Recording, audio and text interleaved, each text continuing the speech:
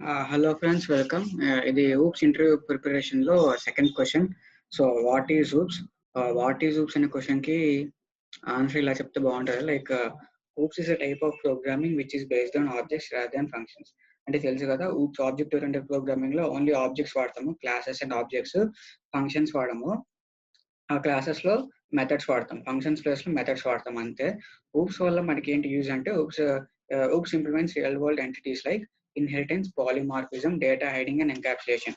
Inheritance అంటే తెలుసు కదా, ఒక కోడ్ ని మళ్ళీ రీయూజ్ చేసుకోవడం, దాన్ని ఇన్హెరిటెన్స్ అంటాము. పాలిమార్ఫిజం అంటే ఒక ఒక ఫంక్షన్ అనేది మోర్ దెన్ వన్ ఫామ్ లో ఉంటే దాని పాలిమార్ఫిజం అంటారు. Like plus operator acts as like concatenation operator and performs arithmetic operations also.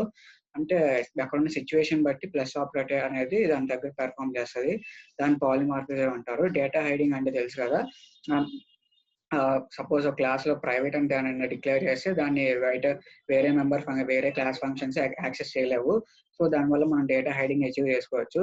తర్వాత ఎన్కాప్సులేషన్ అంటే ఏంటంటే, డేటాని కొన్ని రెండింటిని ఒకే చోట కలిపి పెట్టడము, దాన్ని ఎన్కాప్సులేషన్ అంటారు. ఇక్కడ నేను ఇంకో పాయింట్ మిస్ చేశాను, ఏంటంటే అబ్స్ట్రాక్షన్.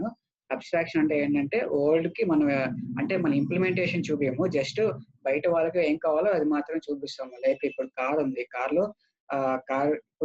లో గేర్ రాడ్ మారిస్తే యాక్సిలరేషన్ పెరిగిద్ది తగ్గిద్ది అంత మాత్రమే మనకు తెలుసు.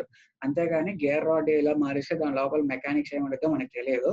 దాన్ని అబ్స్ట్రాక్షన్ అంటారు. మీకు ఇంకా సింపుల్ ఎగ్జాంపుల్ కావాలంటే ఏటీఎం లో మనం ఈ బటన్ ప్రెస్ చేస్తే కార్డ్ అమౌంట్ డెబిట్ అయ్యింది, ఈ బటన్ ప్రెస్ చేస్తే క్యాష్ విత్డ్రా అయ్యింది అని మాత్రం మనకు తెలుసు.